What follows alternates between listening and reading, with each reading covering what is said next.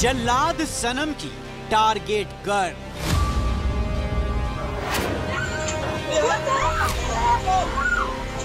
Hello. मौत के पंजे में अकेली लड़की। Hello hello. हाँ बेटा। रजुआ है ना दीदी, मारे चाकू से। हाँ हाथ पैर कुल काट दे बाटे। हम आवत है आवत है 300 दिन के खूने विलेन का खुलासा।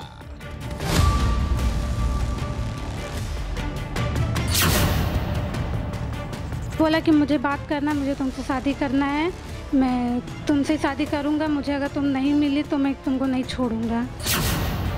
जबरिया बॉयफ्रेंड का बेवफा टैटू। वो एक लड़की का जबरिया बॉयफ्रेंड था।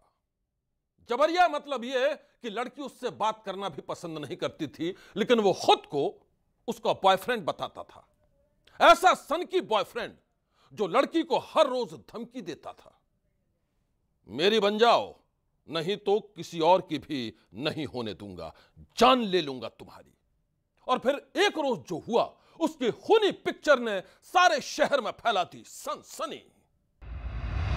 होठों पर मोहब्बत का नाम और दिल में गहरी नफरत। ये कहानी एक ऐसे सन की आशिक की है जिसने दिन दहाड़े एक लड़की को चाकू के ताबड़तोड़ वार से मौत के घाट उतार दिया।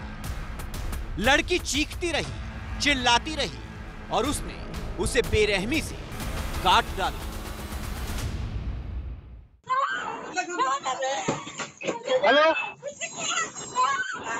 Hello hello. हाँ ये चीख मौत के उन्हीं पलों की है जब लड़की जान बचाने के लिए चिल्ला रही थी और दरिंदा आशिक उसे मार रहा था, और वो भी उसकी छोटी बहन की नजरों के सामने। हेलो। हाँ बेटा। रजुआ है ना दीदी, मारे चाकू से। हाँ हाथ पैर कुल काट दे बाटे। हम आवत है आवत है। जरा सोचिए, मौत का वो मंजर कितना खौफनाक होगा। लड़की जान बचाने के लिए कमरे में इधर उधर भाग रही थी और वो सिर्फ उसे दौड़ाकर मार रहा था। Hello hello hello.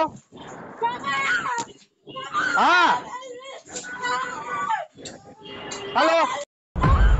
लड़की जान बख्श देने की गुहार लगा रही थी और वो सिर्फ उसके जिस्म को चाकू के वार से लहूलुहान कर रहा था।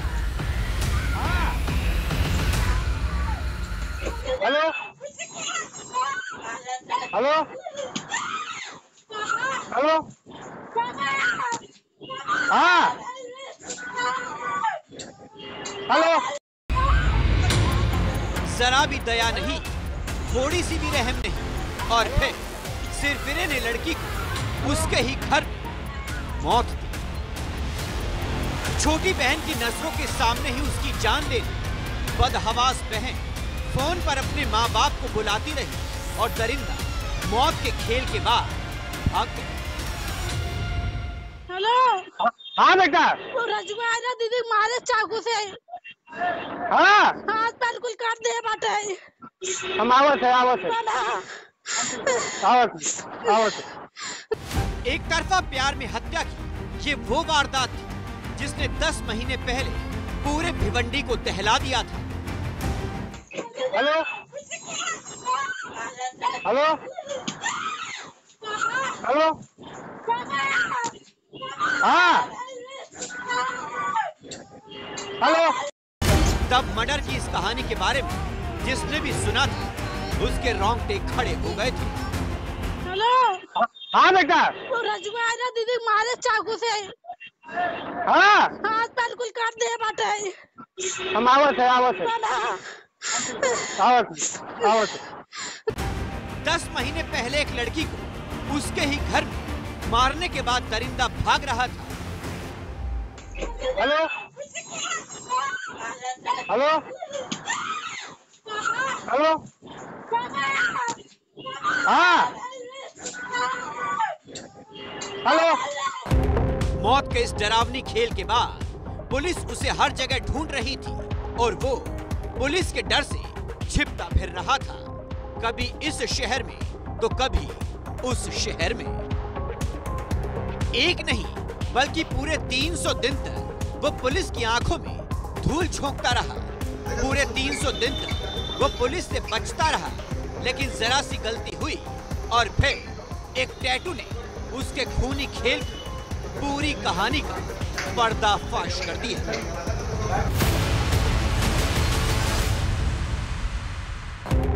हाथों में हथकड़ी और भाव शून्य चेहरा, ये हुलिया उस सन की आशिक का है जो एक लड़की की हत्या के बाद से गायब था।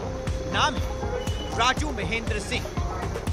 पुलिस के मुताबिक भिवंडी के कृष्णा नगर इलाके में रहने वाला राजू पड़ोस की एक लड़की नीतू भान सिंह से प्यार करता था। राजू नीतू से शादी करना चाहता था, लेकिन नीतू राजू से प्यार नहीं करती थी और इसी बात ने राजू को गुस्से से भर दिया था। उसने नीतू को कई बार धमकी दी थी, कई बार उससे कहा था अगर तुमने मेरी मोहब्बत कबूल नहीं की तो तुम्हारी जान ले लूंगा।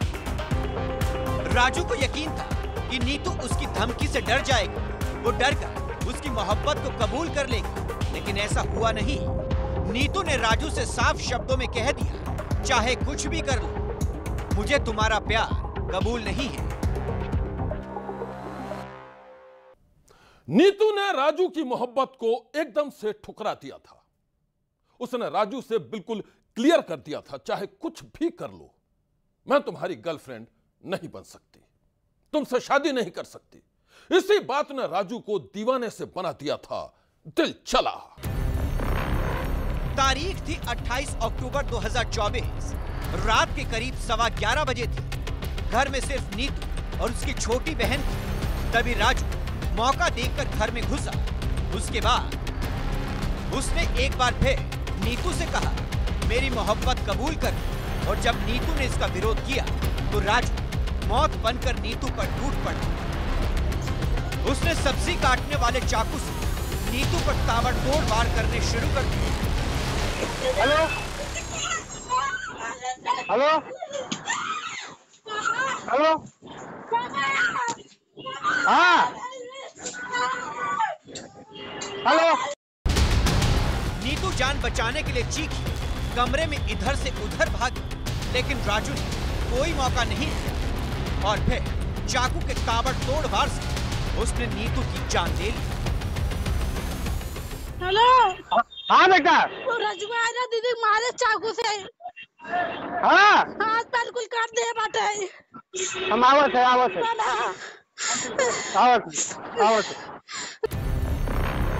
हत्या की सनसनीखेज वारदात के बाद मौके पर मौजूद नीतू की छोटी बहन ने अपनी माँ बाप को फोन किया, लेकिन जब तक वो मौके पर पहुंचते दरिंदा आशिक भाग चुका था। हम एग्ज़ाम से आई घर पे, तो पहले से वो घर में था। ज़बरदस्ती दीदी से बात करने की कोशिश कर रहा था। मेरी दीदी बोली उसको कि तू बाहर जा, लेकिन वो नहीं जा रहा था। उसके बाद मैं भी आई, मैं बोली तू बाहर जा। मैं दीदी के फ़ोन से पापा को कॉल करने गई तो दीदी का फ़ोन लेके वो फेंक दिया। वैसे बोला कि मुझे बात करना, मुझे तुमसे शादी करना है, मैं तुमसे शादी करूँगा, मुझे अगर तुम नहीं मिली तो मैं तुमको नहीं छोड़ूंगा। फिर मैं भी आई दीदी को बचाने के लिए, लेकिन उसने तो भी नहीं छोड़ा, मुझ पर भी वार करने लगा। दरवाज़ा भी बंद कर दिया, सब दरवाजा बंद कर दिया था, दरवाजा भी नहीं मुझे नहीं खोलने दे रहा था। नीतू की छोटी बहन की माने तो उसने दरिंदे आशिक के वार से अपनी बहन को बचाने की पूरी कोशिश की, लेकिन बचा नहीं पाई। राजू ने चाकू के वार से उसे भी जख्मी कर दिया और फिर घटना स्थल से 9-2-11 हो गया। दिल दहला देने वाली इस वारदात के बाद नीतू के घर वालों ने पुलिस में मामला दर्ज कराया। राजू की खोज शुरू हुई, लेकिन वो अपने गुप्त अड्डे में छिप गया था। 10 महीने तक राजू इसी तरह से पुलिस से बचता रहा, पुलिस की आंखों में धूल झोंकता रहा। वो कभी उत्तर प्रदेश में छिपा तो कभी एमपी को उसने अपना ठिकाना बनाया। आखिरकार शांति नगर पुलिस को सूचना मिली कि आरोपी इंदौर के देवास नाका इलाके में छिपा है। सूचना पुख्ता होते ही पुलिस टीम ने इंदौर क्राइम ब्रांच से संपर्क किया और संयुक्त कार्रवाई की। पकड़े जाने के बाद राजू खुद को सूरज बता रहा था। वो पुलिस को बरगलाकर भागने की फिराक में था, लेकिन हाथ पर बने टैटू से उसकी पहचान उजागर हो गई और फिर उसे गिरफ्तार कर लिया गया। छोटी बहन ने आरोपी के हाथ पर एक निशान देख लिया था, जो निशान टैटू था, और इसी टैटू को ढूंढते हुए, सुराग बनाते हुए पुलिस ने आखिरकार इस आरोपी को धर दबोचा है। टैटू की अगर कहानी जाने तो यह आरोपी घटना के बाद फरार होने के बाद 10 महीने तक पुलिस को चकमा देता रहा। यह आरोपी प्रयागराज, उत्तर प्रदेश और इंदौर जैसे शहरों में नाम बदलकर अलग अलग जगहों पर सिम कार्ड बंद करता था, तो कभी सिम कार्ड अलग अलग इस्तेमाल करता था। खूनी वारदात के पूरे 10 महीने बाद राजू की गिरफ्तारी इंदौर में हुई और फिर उसे तुरंत भिवंडी लाया गया। भिवंडी में दरिंदे आशिक को अदालत में पेश किया गया और अब ये सिरफिरा खा रहा है जेल की हवा। यह एक काम के तलाश में इंदौर पहुंचा था और काम ढूंढने की कोशिश किया करता था, लेकिन ऐसे में जब इस आरोपी को पकड़ने के लिए इंदौर क्राइम ब्रांच की मदद ली गई और इंदौर क्राइम ब्रांच ने जब इस आरोपी को पकड़ा तो वहां पर इसने बताया कि मैं राजू नहीं हूं, मैं सूरज हूं। इंदौर पुलिस को वो हाथ का टैटू दिया गया और हाथ के टैटू को देखकर उसे पहचान करने के लिए बोला गया। तब जाकर इंदौर पुलिस ने देखा कि इस आरोपी के हाथ पर वही टैटू बना हुआ है जो टैटू मृतका के बहन ने देखा था, और उसी टैटू के वजह से यह आरोपी आज सलाखों के पीछे है।